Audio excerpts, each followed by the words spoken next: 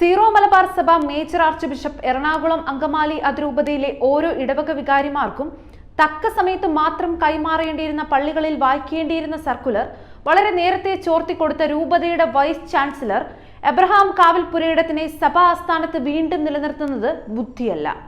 14/6/2024 നടക്കുന്ന ഓൺലൈൻ സിനഡിൽ പങ്കെടുക്കുന്ന സഭാപിതാക്കന്മാർ മേൽ സൂചിപ്പിച്ച വിഷയത്തിൽ തക്കതായ നടപടികൾ സ്വീകരിക്കണം. ഇടവകകളിൽ വായിക്കേണ്ട സർക്കുലർ നേരത്തെ കൂട്ടി പുറത്തുവിട്ട ചാൻസലറുടെ അതിബുദ്ധി വത്തിക്കാനെ പോലും അമ്പരപ്പെടുത്തിയതാണ്. വിമതരെ സഹായിക്കാൻ നാളിതുവരെ കാവൽപുരയിടം അക്ഷീണം പ്രയത്നിച്ചതിനാൽ അദ്ദേഹം വളരെ ക്ഷീണിതനാവുകയും അതേ സർക്കുലർ തന്നെ ഒറിജിനലാക്കി പുറത്തുവിട്ട് വിശ്രമിച്ചു. പക്ഷേ വിമതർക്ക് സമരസജ്ജരാകാൻ സമയം കൊടുക്കുകയായിരുന്നു ലക്ഷ്യം. സഭാ ആസ്ഥാനത്ത് ലഭിക്കുന്ന രഹസ്യ സ്വഭാവമുള്ള വിഷയങ്ങൾ വിമതർക്ക് ചോർത്തിക്കൊടുത്തുകൊണ്ടിരുന്ന ചാൻസലർ പിതാവുമായി ബന്ധപ്പെട്ട ഭൂമി കേസിലും വ്യാജരേഖ നിർമ്മിച്ച കേസിലും മുഖ്യധാരയിൽ കാവൽപുരയിടത്തിന് പ്രവർത്തിക്കാൻ കഴിഞ്ഞു എന്നതും രസകരമാണ്.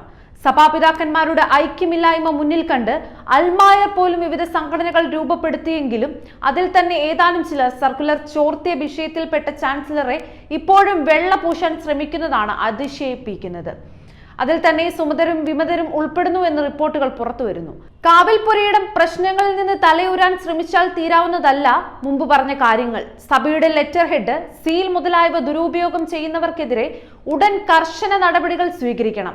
സീറോ മലബാർ സഭയെ തകർക്കാൻ ശ്രമിക്കുന്നവർക്കെതിരെ സഭാപിതാക്കന്മാർ മുഖം നോക്കാതെ നടപടിയുമായി മുമ്പോട്ട് പോകണം.